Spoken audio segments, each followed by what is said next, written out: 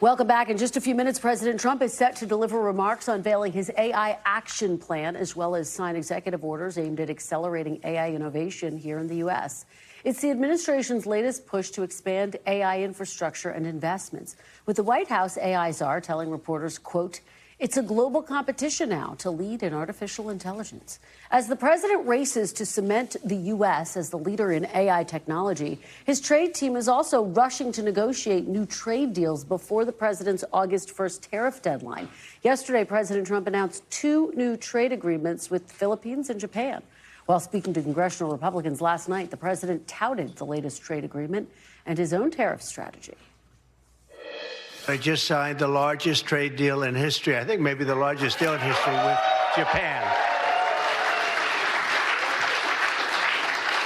And that was done with Japan. They had their top people here, and we worked on it long and hard, and it's a great deal for everybody. We have a lot of money flowing in. The tariffs are kicked in better than anybody other than me and a few of the people in the room thought could happen.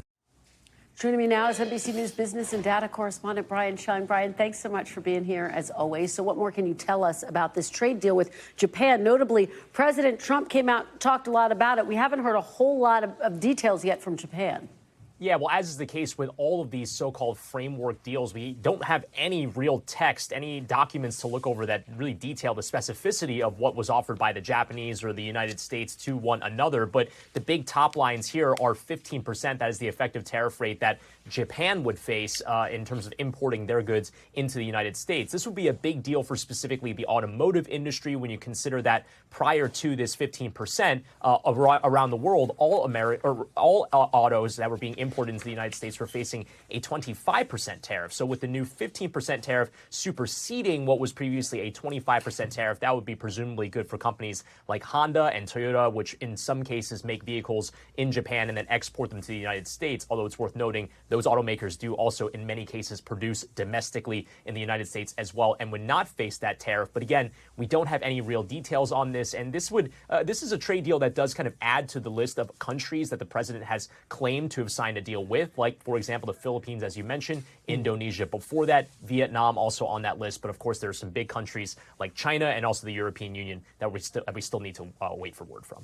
So, Brian, you've been watching this so closely. Are you anticipating there will be more trade deals before that August 1st tariff deadline? And of course, we did hear the White House signal some confidence that they might get something done with the EU.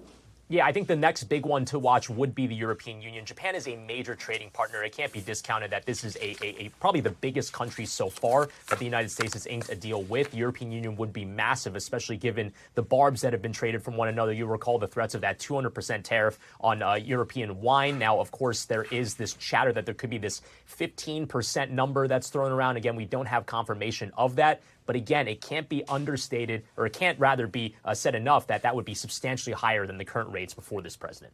All right, Brian Cheung, as always, we appreciate you. Thanks for joining us. We thank you for watching. And remember, stay updated on breaking news and top stories on the NBC News app or watch live on our YouTube channel.